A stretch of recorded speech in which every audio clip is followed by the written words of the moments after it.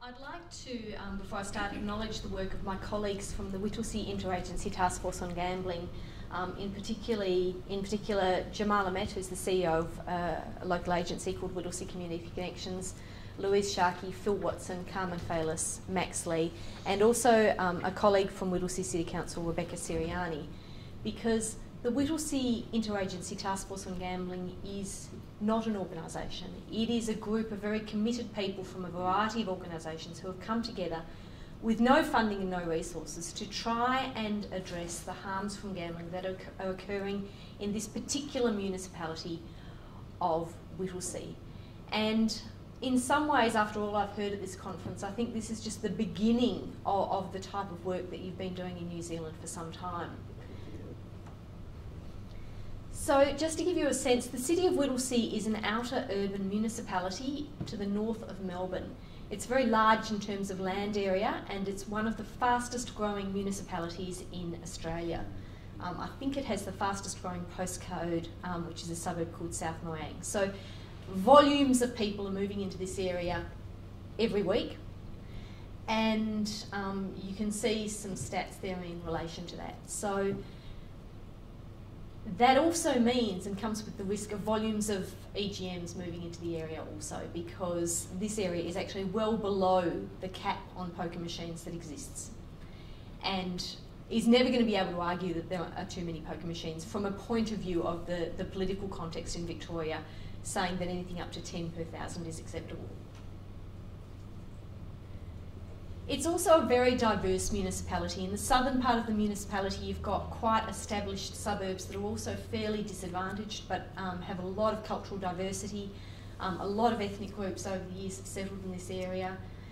It's got quite a high Aboriginal and Torres Strait Islander population, and disadvantaged that's fairly unevenly spread. But as I said, in the southern part of the municipality, some of the poorer suburbs of Melbourne. The colours represent the various CIFA indexes, the most disadvantaged being that one that's represented by the green colour. So in terms of poker machines in this area, there are 10 poker machine venues, and between them they have 688 EGMs. So some of these are quite large venues, and some are typically our smaller club venues. In Victoria, we have a pattern of, across the state, approximately half the machines being in clubs and half being in hotels. Unlike New South Wales, in Victoria, smaller venues tend to be the club venues, larger venues tend to be the hotel venues. But across these venues, actually only in 9 because the 10th venue opened recently, $93 million was lost last financial year. So it's a huge sum of money to be coming out of this municipality, and it equates to between $700 and $800 per year. I think I've got the data there from the website of the Victorian Commission for Gaming and Liquor Regulation, but I believe, although they haven't updated the data, that figure did go down somewhat. It's quite significantly higher than the state average for losses, which is about $602 per adult. And that is despite the fact that the area actually has less poker machines than the state average. So we're talking about an area with fewer machines but much higher spending, which I think says something about the demographic, but as I'll show you, also says quite a lot about the particular venues that we have in this municipality. That's a picture of where the venues are located. You can see that they are predominantly in the south. The northernmost venue in the township of Whittlesea, that's actually a rural township. So this is an interface council. The north is a predominantly rural area with a lot of growth occurring as it moves up the main road. But certainly some of those venues in the more disadvantaged areas, which is typical of the pattern you see here in New Zealand as well. So what does this mean in terms of losses? I've got data here for the last few years, and I'd like to talk about this because there was quite a significant reduction, which, depending on your line of thought, was either associated with the removal of ATMs from venues or associated with changes to licensing conditions, which meant that there were fewer machines in Whittlesea than there were in the past. But you can see that really if we're seeing an effective loss of about $8 million a month from this municipality. And that's one of the factors that motivated us to action because taking $8 million a month out of one local government area doesn't just impact on the gamblers and the families and those people who directly lose the money. It impacts on the entire local economy. It impacts on levels of poverty, it impacts on other local businesses and the money that's generally available. So we did see a reduction. I personally believe that it was more to do with a reduction in machines than it was to do with the removal of ATMs, because those venues have very carefully and cleverly offered alternative ways to give people cash. But as we see with many reforms, whatever the case, it's sneaking up again. And you can see that in the month of December and the months of November, we had quite a bounce back even though it had gone down. And this is the fear and this is the complication and difficulty of doing work, is that the industry always seems to be 2 steps ahead of us. One of the things that's also particular in this area is that we have some extraordinarily high loss venues, and I've highlighted 3 of them in yellow because one of the things that makes these venues so dangerous is that they're located in shopping centres. Current legislation in Victoria doesn't allow for the placement of poker machines in shopping centres, but that wasn't always the case. That regulation came in 2006. These venues were all set up before that, and we are left with a legacy of very poor planning regulation. And so the Epping Plaza Hotel, where you can see people lose $21 million a year, is the highest loss venue in the state. So no other venue in the state loses as much, but the Plough Hotel is the 2nd highest loss venue in the state, even though it's got fewer machines. And the Bundoora Tavern Hotel is the 5th highest loss venue. So this one municipality has venues number 1, 2 and 5 across the state. And I think that was one of the things that made people feel this context was particular and worthy of concentrating some efforts in. So the Whittlesea Interagency Task Force on Gambling actually grew from the ashes of a group that used to exist called the Whittlesea Responsible Gambling Forum. And a number of council areas in Victoria have tried to create responsible gambling forums, which are a kind of collaboration of industry, local government and community agencies where people get together and talk about how gambling might be delivered in a more responsible fashion, how we might reduce the harm from gambling.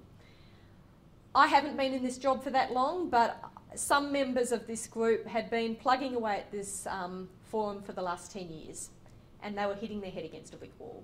And the frustration boiled over. We asked for measures from venues that would have affected real and genuine change, and we got nowhere consistently. And we felt that our continued participation in the Whittlesea Responsible Gambling Forum had become a form of collusion.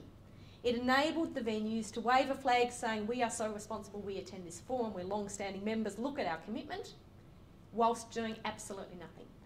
And so we walked away, and we walked away very publicly with statements to the media about the fact that we were not seeing any commitment whatsoever to the delivery of more responsible gambling.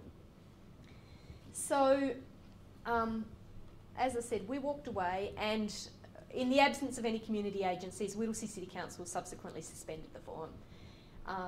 That caused a bit of a stir amongst the venues. I think it caused some ripple across the state more generally, with people thinking, well, hang on, what's going on? What are our forums about, these responsible gambling forums? But it didn't in no way reflect a lack of commitment by community agencies to do something about the harm that was occurring. And so in December 2012, we got together as a group and decided that we would form the Whittlesea Interagency Task Force on Gambling to look at how we could reduce the loss of so much money in the area and what sort of campaign we could plan around that. And so it really grew from that very grassroots community engagement. The whole way along, we've tried to use the media to get the message out into the community, and so this was one of the articles. We have local papers in Melbourne, so they tend to be centred on municipalities. Our local paper's been quite cooperative and collaborative in running these sort of stories, and so, they ran this one, Charity's Abandoned Gambling Body, citing lack of goodwill, it goes on to say. So here are the partners. We had discussion with Whittlesea City Council about whether they actually joined the task force or not, and they decided that for strategic reasons it was more helpful for them to be outside of the task force but to be a supportive partner in terms of potential limitations that they might have on themselves that we wouldn't have as a community group. and they have been a very supportive partner, and I'll talk about some of their support. But these are agencies that either are located in the City of Whittlesea or that have extensive work links to the City of Whittlesea. So we set up our key objectives as being to run a community awareness campaign to highlight the risks and dangers associated with poker machines. We'd like to reduce gambling losses in the municipality, which is a tough ask, but we'd like to. Promoting public health to reducing harm from gambling, and supporting broader state and national campaigns for EGM reform. Part of what we wanted to do was to challenge the normalisation of gambling that had occurred in our community, and particularly communities like this, which are some way out of Melbourne and where alternatives to gambling are more limited than they are if you live in the inner city.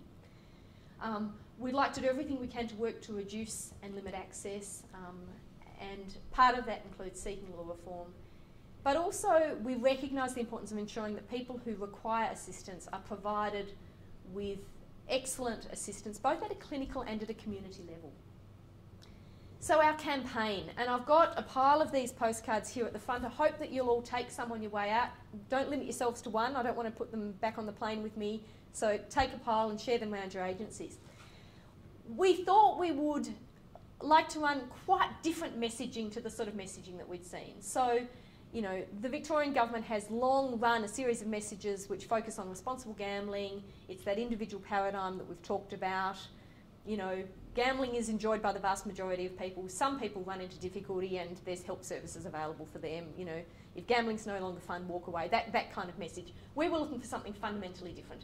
And we really wanted to place a product safety lens over this, focusing on the product, not on the individual. So you can see some of the posters we developed. We knew that they would create discussion and controversy. That's, you know, we saw that as a good thing.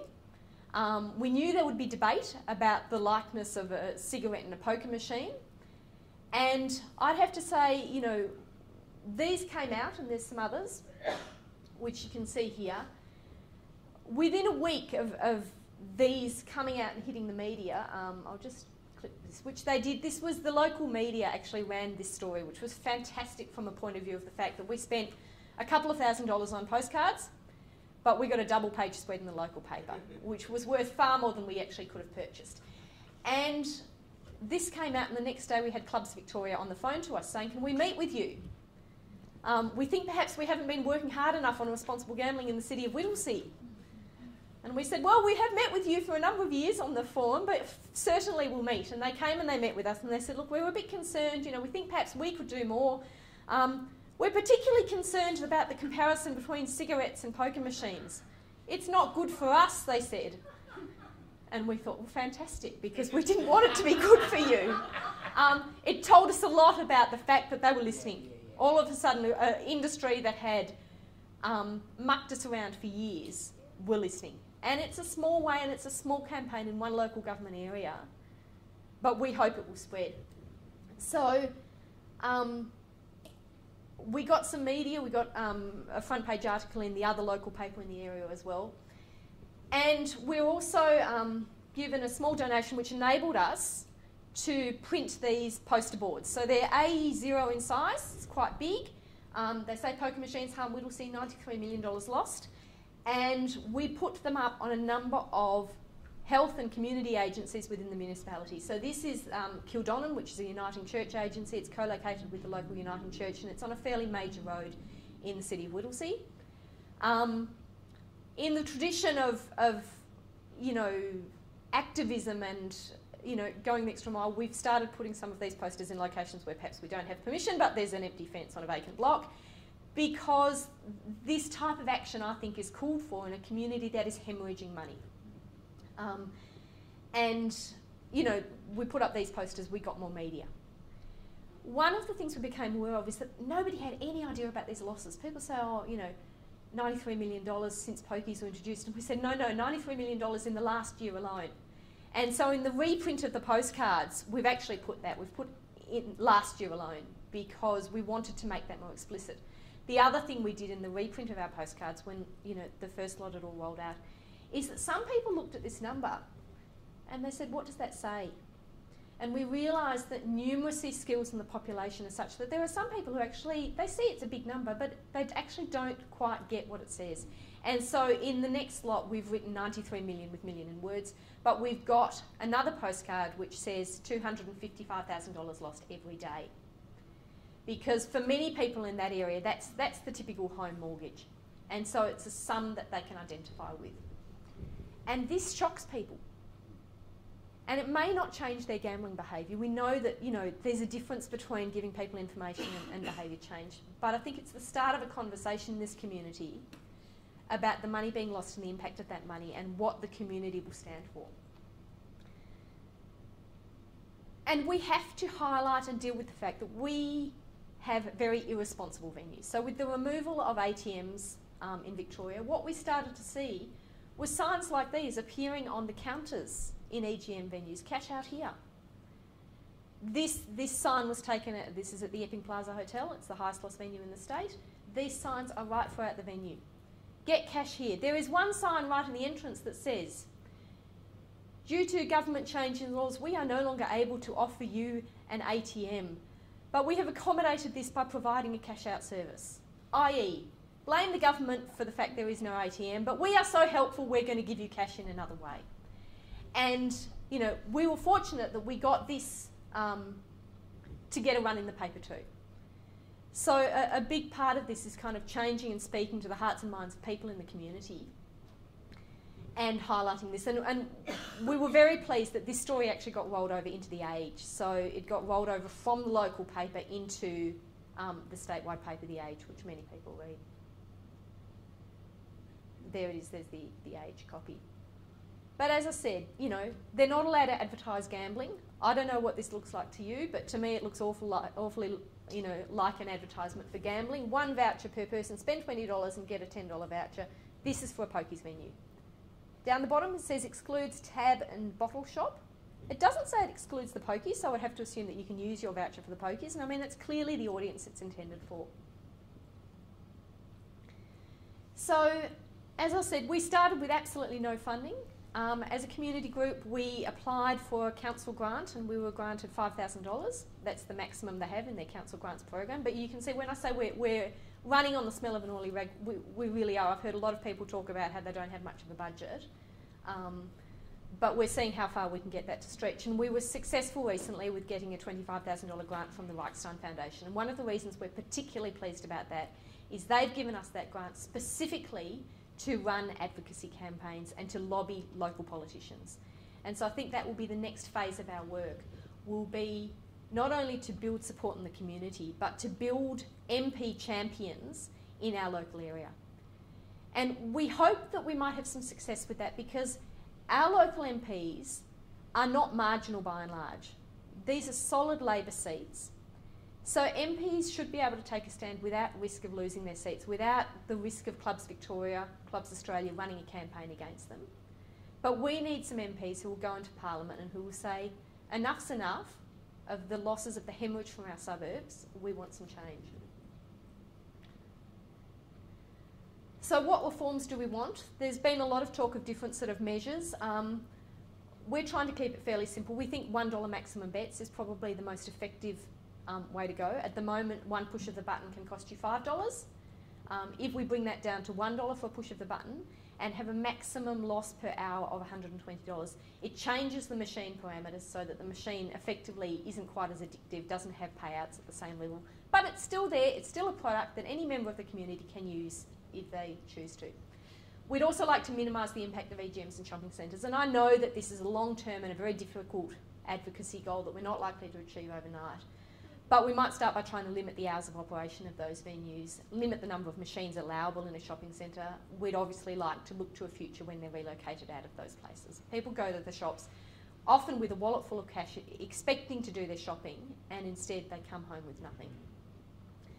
And we'd like more power to local council and local communities. I'm so envious of your sinking lid policies.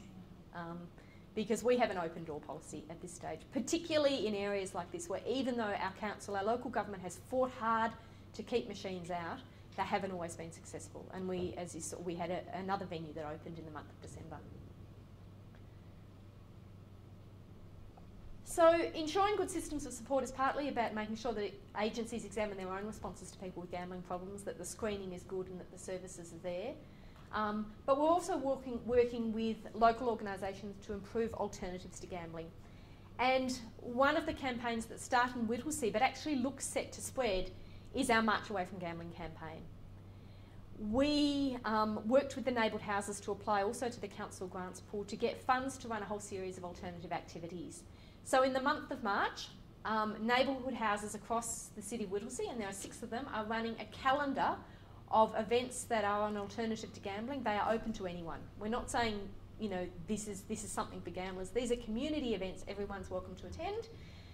This is our kind of messaging and branding. You can see that I've got it on me too, and we have no funds, as I said, so I ironed it on with a transfer.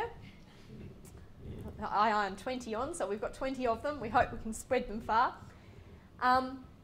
But we're getting some interest in this idea from other local government areas. So the City of Monash and the City of Moonee Valley have independently come to us and said, we'd like to join in. And I hope that what starts then with 3 councils this year will be 30 councils next year, because we think it's a really marketable idea to get local governments to come to the party and to say, you know, we run activities. Every local government runs activities, and they usually have those on their website. And so what we've done from our website, and I hope you'll take the time to have a look at marchawayfromgambling.org, we've hyperlinked some of those activities to some, you know, our website to their activities to encourage people to remember that there's other things you can do. That's just about March Away from Gambling. We have a little YouTube video, and we have 2 ambassadors, and I'm very delighted that Associate Professor Samantha Thomas, sorry Samantha, I misspelt your name, is an ambassador, and a local councillor from the City of Whittlesea is also an ambassador for the campaign. We're experimenting with social media, and I'd have to say this is one area that we've got a long way to go and a lot to learn in terms of how to get our message out there. We have a Twitter feed, we have a Facebook page, but we're not yet good enough, I think, at using those and at getting the profile up. Can I have a sense, how am I going with time, John? 2 more minutes. 2 more minutes. I'll just see if my link works, because if it does, it's very short, it's 50 seconds. Once again, we had no money for this, but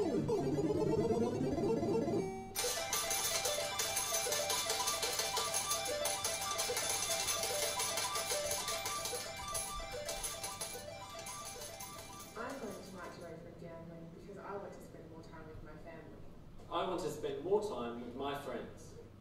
I'm saving up for an overseas holiday. I'm going to make the most of daylight savings and get out and about in my neighbourhood.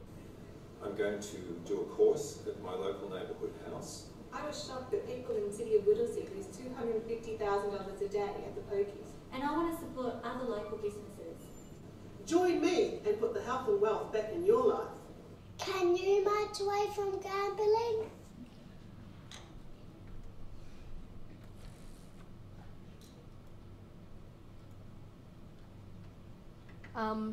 I hope you'll also take the time to look at our website, Poker Machines Harm Whittlesea.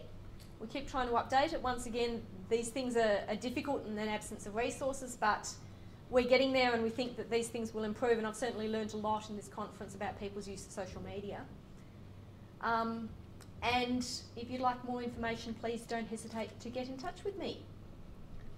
Thank you. So any questions?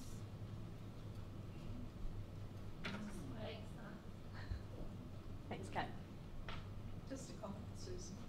In one of the local government areas that I work in, they have an activity program for elderly people and disabled people, pensioners generally. And in 1 month, out of 14 activities that they offered, 12 of them were to gambling venues. I was just appalled, obviously, and I contacted I already had some contacts with the council. I haven't heard from them since. I sent them an email that said I was really disappointed. I couldn't possibly refer any of my clients to this. Would you review this? And I obviously cleared my pitch there because I haven't heard from them at all since then over something as obvious as not putting 12 out of 14 pokies venues on your social outings plan. I couldn't believe it. We've done some work in the Northern Melbourne actually speaking to councils about that, and the idea of having a policy that states that you will never take a group of consumers or clients to a gaming venue. It seems to me it's a bit of a no-brainer as an intervention. It's not rocket science. And they say, oh, but people like to go there. Oh, but they have cheap meals. Of course they've got cheap meals. They're subsidised by the gambling losses of the poorest people in our community. And I think, it's very difficult if you're working in a context where people don't get it at all. And campaigns like this, which are from the grassroots up, are, I think, an opportunity to speak to people differently and to inform people of the harms that they're exposing people to. I just go, in our area, the division of local practice, that's the GPs, it's based in a club. So, one of our health promoting institutions is actually based in a gambling venue. So, and because social clubs in New South Wales are so entrenched, and they've got the community rooms, which of course they can make very, available to the community, often for free. They're often the first port of call that people are using for any kind of function, including, health professionals organising things.